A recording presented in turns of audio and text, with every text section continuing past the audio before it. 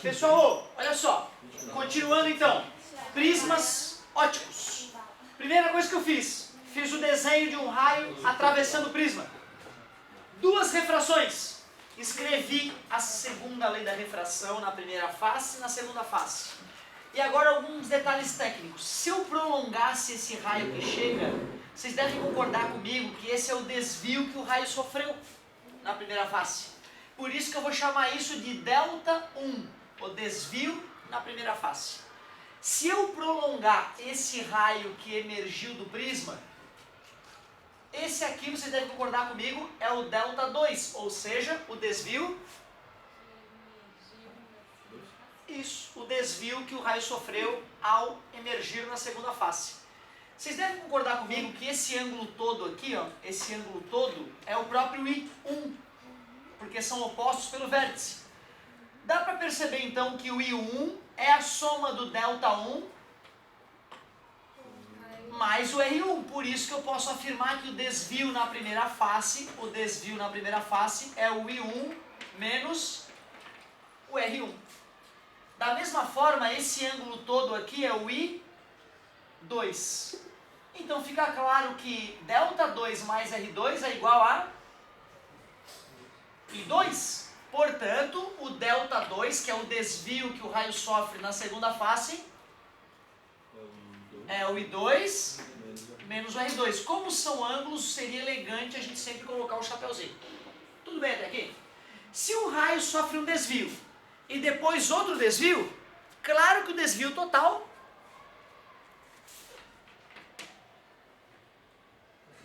obrigado, amigo, pela participação. É a soma dos desvios. Nada demais, né? Então, bem natural. A direção de chegada é essa aqui, tudo bem, galera? A direção de saída é essa aqui. Então, vocês devem concordar comigo que esse aqui é o desvio total. A soma desse ângulo mais esse ângulo. Eu posso provar geometricamente que o que eu estou falando é verdade. Porque aqui se formou um triângulo. É a soma dos ângulos internos. Tu concorda que isso aqui é o suplemento do delta? Então eu posso escrever aquilo como 180 menos delta, né? Fazendo a soma, delta 1 mais delta 2 mais 180 menos delta é igual a 180. Elimina 180, menos passa. Confirmado? Só para provar, porque quando eu escrevi na primeira aula, foi intuitivo, né? Eu falei para ti, o raio sofre 10 graus e depois 20 graus de desvio, qual foi o desvio total? 30. É intuitivo, né? Agora eu fiz a prova geométrica, né? De que a soma dos desvios é o desvio total. Então eu poderia muito bem dizer que o desvio total me ajuda. I1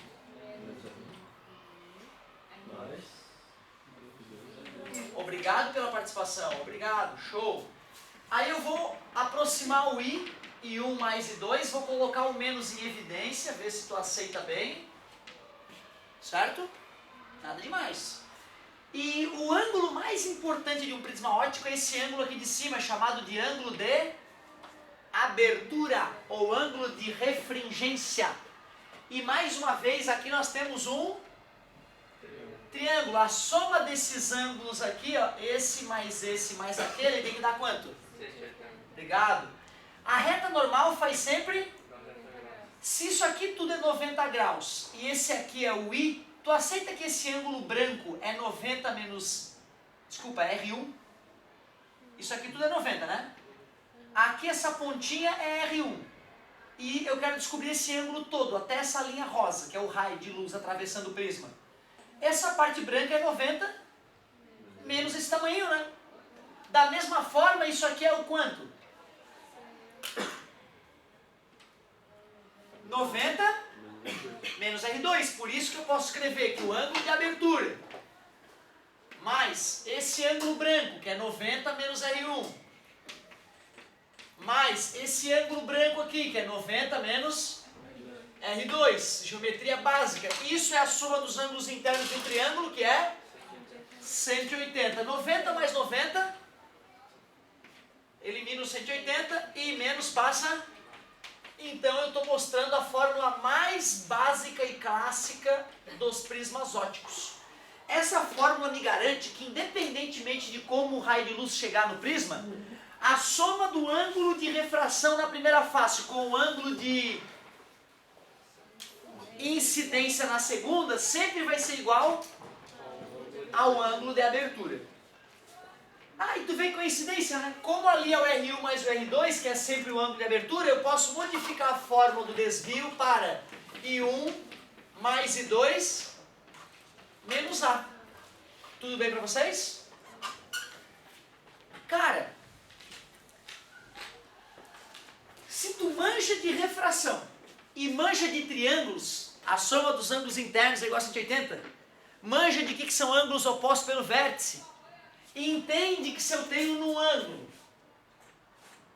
3 possibilidades de ângulo ali, A, ângulo B e o ângulo C, o que eu posso falar desses ângulos?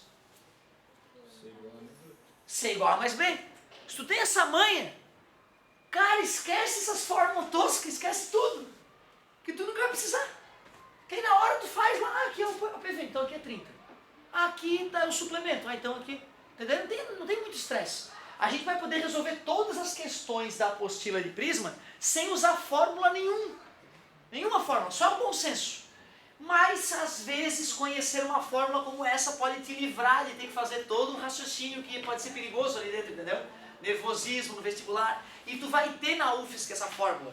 Então se cair prisma, não custa pelo menos tu reconhecer a fórmula, saber o nome das letras, e é por isso que eu estou te apresentando a origem dela, certo?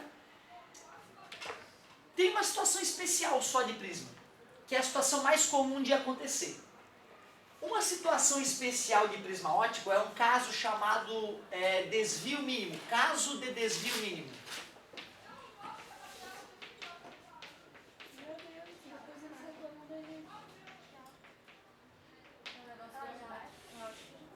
Não fui eu, né? Não é vizinho? Acho que não é. Do pátio. Só vai no pátio.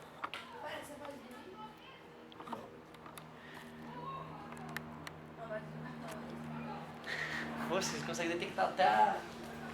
Ó, caso de desvio mínimo. Galera, imaginem o seguinte, ó. Eu tenho o meu querido prisma óptico, só que o que eu percebo é que quando a refração ocorre, acaba acontecendo essa situação, ó.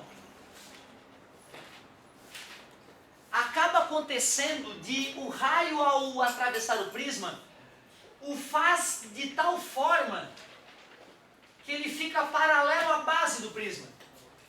Para que isso esteja acontecendo, tem que concordar comigo uma coisa, que esse ângulo de entrada aqui, o I1, vai ter que se igualar a esse ângulo de saída, o I2. E para que isso ocorra, tu deves concordar comigo que o R1 vai ter que se igualar ao R2. Quando isso acontece, é o caso de desvio mínimo. Para provar isso na faculdade, porque na faculdade a gente pega o prisma, faz a luz chegar, mede o ângulo de entrada, desenvolve as contas, testa na verdade se as contas estão sendo obedecidas mesmo, se a geometria está funcionando ali dentro. Então é muito legal. E aí lá a gente faz um gráfico, né? Usa essa forma nessa entrada aqui, usa a forma na saída, mede o ângulo de entrada e de saída, faz uma conta do mal, aí dá um gráfico bizarro e a gente descobre qual é o caso do desvio mínimo. Aqui não. Aqui eu só quero que tu saiba que para ocorrer o desvio mínimo, o ângulo de na primeira face tem que ser igual ao ângulo de refração na segunda face. Isso só vai acontecer se o ângulo de refração na primeira, coisa linda. E já que eles são iguais, eu vou parar de frescura e vou chamar de IR, certo? Então qual é a nova fórmula do ângulo de abertura nesse caso especial, já que é R1 mais R2?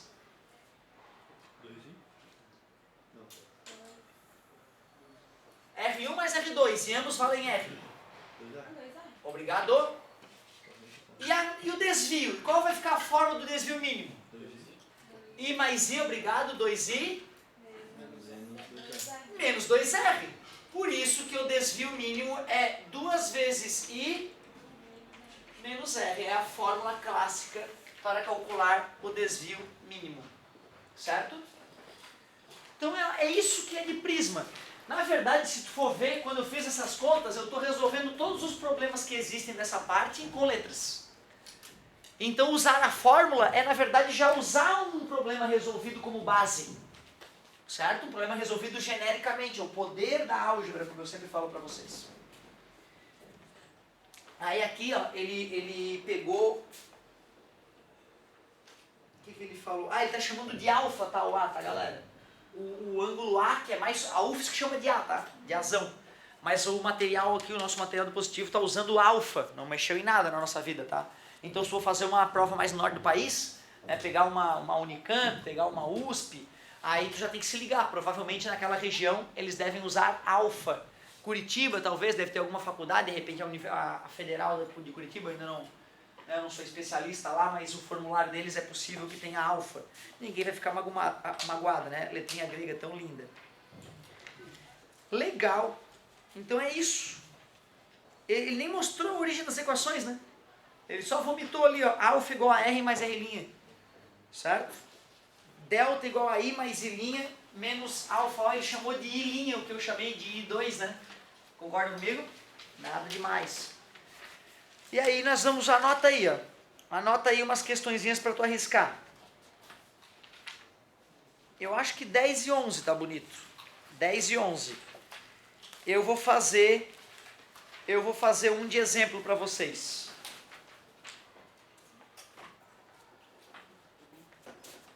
Anotou a tarefa? 10 e 11? Exemplo, então. Vou pegar uma de exemplo aqui. Às vezes eu gosto de criar os meus exemplos, né? Só que a gente tem tanto exercício para fazer, que eu fazer um de vocês não vai alterar nada. Ah, eu vou fazer aquela que tem 1000 perguntas uma vez, ó. Da 105, da 1105 a 1108. Coisa linda, um grande exemplo. O prisma figurado possui ângulo. Eu tenho medo, sabe do quê? De que os números que a gente use nessa questão se repitam em todas as outras. Porque não é fácil achar número para fazer questão de prisma, entendeu? Para dar um número bonito. O cara não precisa usar uma tabela de senos, né, de senos bizarra. Tenho medo que esses números se repitam para sempre. Ah, meu Deus, tomara que não. O prisma figurado possui ângulo de abertura 60. Já me deu A, né? Esse cara é querido. E índice de refração igual a raiz de 2. É o N, né? O N do prisma. Raiz de 2. Está mergulhado no ar. Qual é o N do ar, meu querido? 1. E ele fez o desenho do raio chegando a 45 graus com a normal. Esse é o nosso querido ângulo de 60 graus, ângulo de abertura ou refringência. O ângulo de refração na primeira face do prisma vale ângulo de refração. Ele quer saber o ângulo que a luz faz com a normal ao penetrar no prisma, né, galerinha? Ele quer saber aquele ângulo ali, né? Concorda comigo? Me ajuda, por favor. Vai.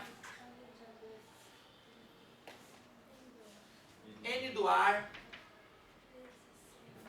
vezes seno de 45. Isso, N do prisma, já vamos substituir por raiz de 2, parabéns. Seno de R1, ou R, ou apenas R. N do ar, 1, seno de 45, raiz de 2 sobre 2. N do prisma, raiz de 2, seno de R1, se quiser botar o chapéuzinho elegante. Raiz de 2 eliminou. Qual é o ângulo cujo seno é 1 sobre 2? 30, né? Concorda comigo? 30. Opa, então meu desenho não está honesto. Porque esse aqui é 30, aqui tem que ser... Esse aqui é 30, aqui tem que ser 60. E se for 60, eu já percebi que vai se formar um triângulo equilátero, né? 60 e 60. Concorda comigo? Então a questão 1105 eu matei, né? A 1105 ele só pedia o ângulo de refração na primeira face, que foi 30, letra B. Sim, tu precisava dar aula de prisma para isso? Não, era a aula da segunda lei da refração, a aula da lei Snell-Descartes. N de chegada, seno de chegada, igual a N de saída, seno de saída. Isso aí não precisei da aula de prisma para resolver. 11,06. O ângulo de incidência na segunda face do prisma vale... Se aqui é 60, aqui sendo 60, aqui também é 60. Ângulo de incidência a gente mede com a reta normal, então tem que ser 30, né? Eu não precisei usar que A é igual a R1 mais R2. 60, o R1 é 30, mais passa menos. Tá vendo como eu não precisava usar essa fórmula? É só usar o bom senso, usar a geometria básica. Mas usar a fórmula pode ser mais rápido, pode ser mais confortável para alguns. 11,06, R2 deu 30 também. Só de estar dando igual eu já me certifiquei de que é o caso chamado caso de desvio mínimo, né? Porque o ângulo de entrada é o ângulo de saída. Então eu já sei, não preciso nem fazer a lei Snell-Descartes de novo. Eu vou fazer. Mas não precisaria. Qual é o ângulo de emergência? Ângulo de emergência, ele quer saber qual é o ângulo aqui que a luz faz na hora de sair do prisma, né? Que ele chama de I' na apostila, e nós estamos chamando de I2 durante a nossa aula. Então ficou N de chegada.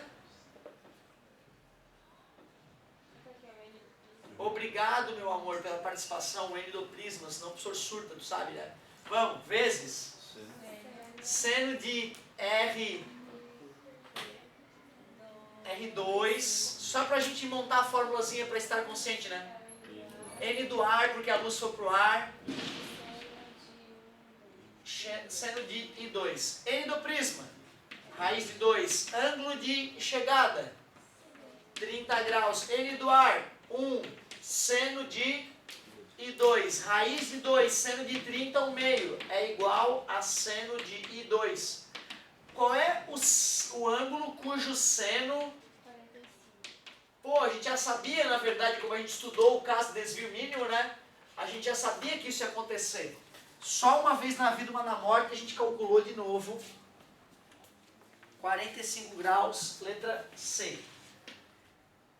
11,08. O desvio do raio luminoso ao atravessar totalmente o prisma vale... Só por ser o caso de desvio mínimo, eu posso usar a fórmula prática. 2 que multiplica I menos R. Só porque é o desvio mínimo, senão eu deveria usar a fórmula completa. Ó. 2 vezes, quanto é que foi a entrada de ângulo de entrada? 45 graus. Qual foi o R? 30. E 45 menos 30? 15. 2 vezes 15? 30. Foi o desvio total. Letra B. Pô, essa sequência de questão foi legal, porque a gente calculou praticamente tudo que eles pedem. Não era obrigado ter usado as fórmulas, a gente poderia ter feito só usando a lei Snell-Descartes, essa sim, não podia ter largado, e um pouco de bom senso. E para a gente encerrar o nosso bate-bola na Física 4D, eu vou introduzir para vocês as ideias mais importantes, sem formalidade matemática ainda, as ideias mais importantes sobre lentes esféricas. Cara, eu devo ter dado uns 5 anos de aula de lente esférica até entender de verdade. Eu sabia, entendeu? Decorado, mas eu não entendia do que estava acontecendo. Aí um dia, cara, do nada que como é que eu não pensei nisso antes, cara? Uma pergunta do aluno, sabe? Mas por quê? Aí eu... boa, vamos ver por quê. Aí a aula aconteceu e eu, cara, por que eu não comecei a aula sempre assim? Por que eu não comecei a aula assim?